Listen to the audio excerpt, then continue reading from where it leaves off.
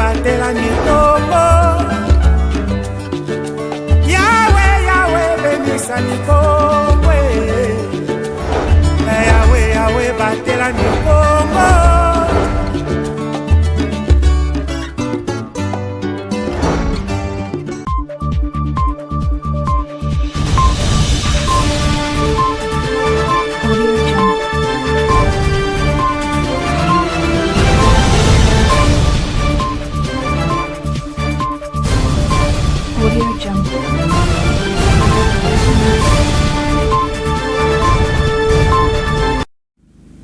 C'est toujours une immense joie de vous retrouver dans le cadre de notre session du journal. Mesdames et messieurs, merci de nous choisir et soyez le bienvenu.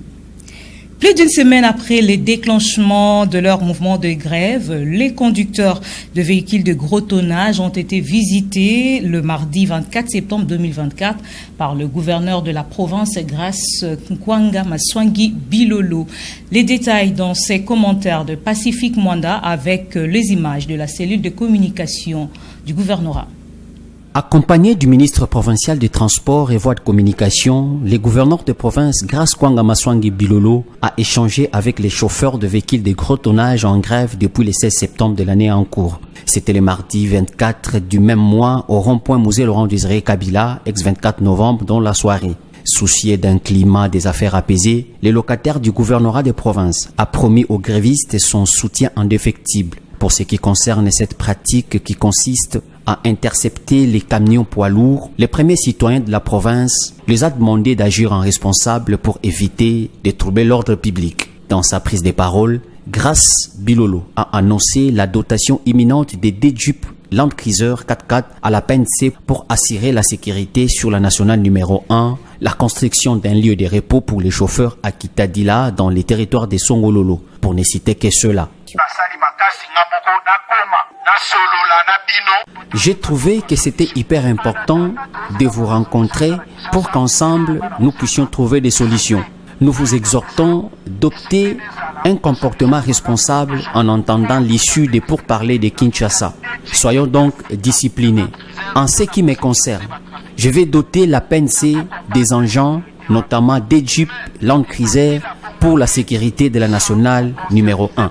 Nous avons aussi initié la construction d'un lieu de repos qui sera équipé en restaurant, installation hygiénique et autres au niveau de Kitadila à Songololo. Pour la barrière d'Imposo, j'ordonne sa délocalisation.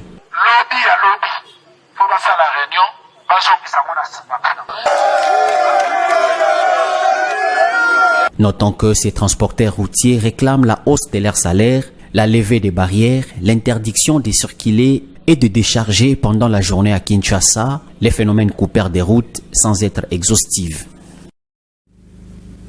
4 blessés, c'est le bilan d'un accident de circulation routière survenu au pied de la montagne Kazou, au quartier Mbouzi, dans la commune de Mbouzi, le mardi 24 septembre aux environs de 21h. Une Jeep de marque Hyundai a fini sa course sur le toit du siège provincial du parti politique Nouvel Élan. C'est un reportage de Pacifique Mwanda. Le Mokassou vient d'enregistrer son 2e cas d'accident depuis sa réhabilitation. Il s'agit d'une Jeep de marque Hyundai qui a fini sa course sur les toits du bâtiment administratif et siège provincial du parti politique Nouvel Élan, 6 au quartier Mbouzi, dans la commune de Mvouzi, au pied de la montagne. Cet événement inhabituel s'est déroulé le mardi 24 septembre de l'année en cours aux environs de 21h. À en croire quelques témoins de l'événement, la panne du système de freinage était à la base de cette tragédie. En provenance de Mikondo, pendant qu'elle parcourait la chaussée à vive allure, cette Jeep a ramassé de son passage une moto avec 2 personnes dessus, des étalages et autres. La bordure faisant office d'un protecteur n'a pas pu supporter les chocs. Par conséquent, cet engin s'est retrouvé sur ses toits. Il est à noter que le bilan issu de ces drames fait état de 4 victimes, dont une avec une légère luxation de l'épaule gauche et un choc au niveau du tibia de la jambe droite. L'autre avec des fractures multiples en fracas de la jambe gauche et membre supérieur gauche avec des plaies. La 3e s'est retrouvée avec une fracture des membres inférieurs, fémur et tibia. La 4e était frappée par inconscience avec une large plaie à la région occipitale. Des précisions des médecins de l'hôpital général de référence de Kiamvu, où ils ont été transportés quelques minutes après les drames, avant d'être transférés à l'hôpital provincial de référence de Kinkanda. À travers le monde, l'on a célébré ce 25 septembre la journée mondiale des pharmaciens.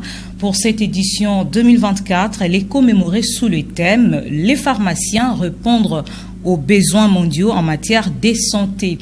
L'objectif donc de cette journée est de rappeler l'importance de la profession de pharmacie et de la faire découvrir au grand public. Fallon Kenge. Célébrée pour la première fois en 2009, la Journée mondiale des pharmaciens vise à rendre hommage à ces professionnels de la santé qui ont pour mission la distribution et la gestion des médicaments, de contrôler les ordonnances et orienter les patients à travers le monde. Un domaine qui connaît plusieurs difficultés en RDC en général et dans la région du Congo central en particulier. Le président de la corporation de l'ordre des pharmaciens du Congo central, qui regroupe en son sein 57 membres, l'a confirmé et a fait mention à l'importance de cette journée qui est aussi l'occasion de plaider auprès des décideurs. La date du 25 septembre, c'est une journée de sensibilisation, une journée de plaidoyer aussi à l'intention du grand public par rapport à la profession de pharmacien. Mener un plaidoyer auprès des autorités politico-administratives sur la profession de pharmacien. Pour ouvrir une pharmacie, d'abord, il faut être pharmacien. Si vous n'êtes pas pharmacien, vous devez avoir un pharmacien. Le pharmacien écrit une lettre à l'inspection provinciale de la santé, va étudier le dossier. La procédure pourra se poursuivre du ministère de la Santé, au niveau central, pour l'octroi d'une autorisation d'ouverture. Par ailleurs, ces professionnels de la santé ont évoqué la hausse du taux d'automédication comme cause principale de la prolifération des pharmacies au pays, ce qui constitue un danger pour la santé. Un état de lieu dans la province, il est un peu désastreuse parce qu'il y a les ouvertures anarchiques de pharmacies partout, dans toutes les grandes villes de la province. Nous profitons souvent de ces journées pour demander l'appui du pouvoir provincial ou central pour nous aider à assainir le secteur pharmaceutique. Rappelons que pour cette année 2024, cette journée est célébrée sous les thèmes « Les pharmaciens répondre aux besoins mondiaux en matière de santé ». Sur le plan national, le ministre de l'Éducation nationale et Nouvelle Citoyenneté a annoncé la disponibilité des diplômes d'État de l'édition 2022 à travers un communiqué signé par le directeur de cabinet le lundi 23 septembre de l'année en cours. Glodino Lucano nous en dit plus.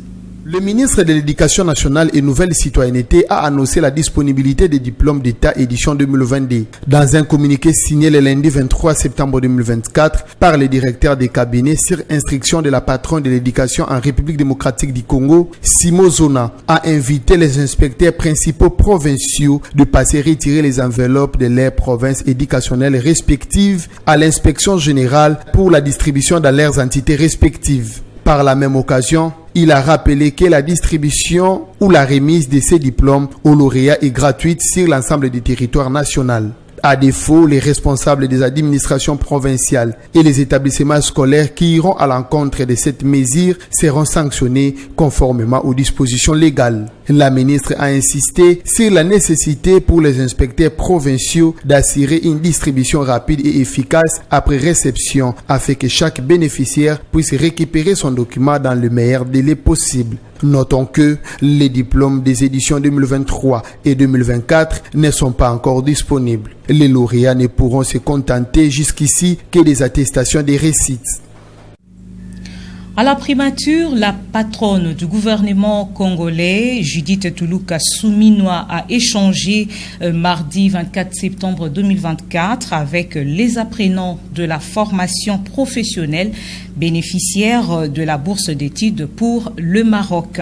Ces boursiers ont été encouragés par la première ministre en présence du ministre national ayant dans ses attributions la formation professionnelle Marc Ekila, qui s'est exprimé au sortir de cette rencontre, suivant l'extrait de ses propos tirés dans cette sélection que vous propose donc Glodino Lucano.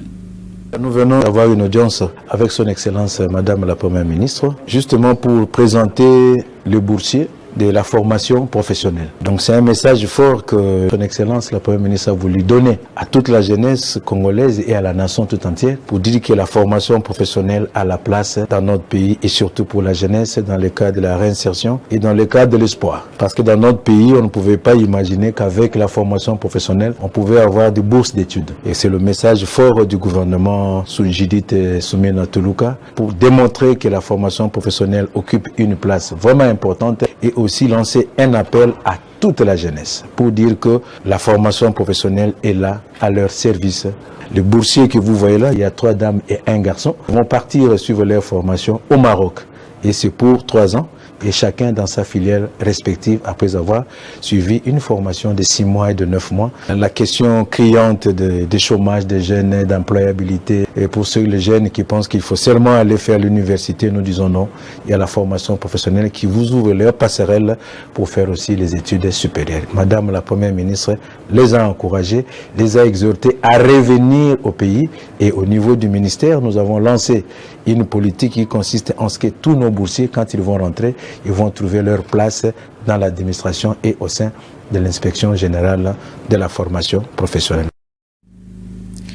Entassés dans les voitures, accrochées aux portières selon Beyrouth, le nombre de Libanais déplacés approche le demi-million depuis le renforcement des bombardements d'Israël contre le Hezbollah. C'est un reportage de la France 24.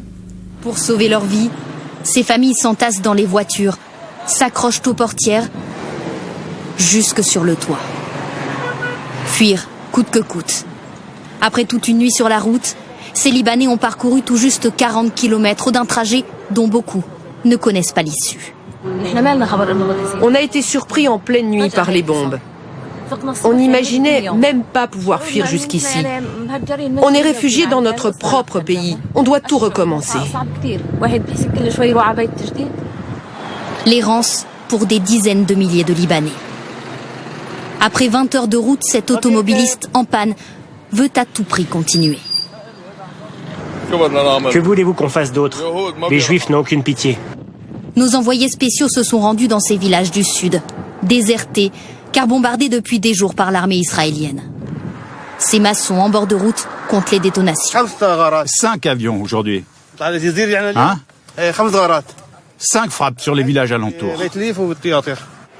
Dans ces villages à majorité chiite, l'armée israélienne dit cibler des positions du Hezbollah, comme ses lance-roquettes, en action à plusieurs reprises devant nos envoyés spéciaux.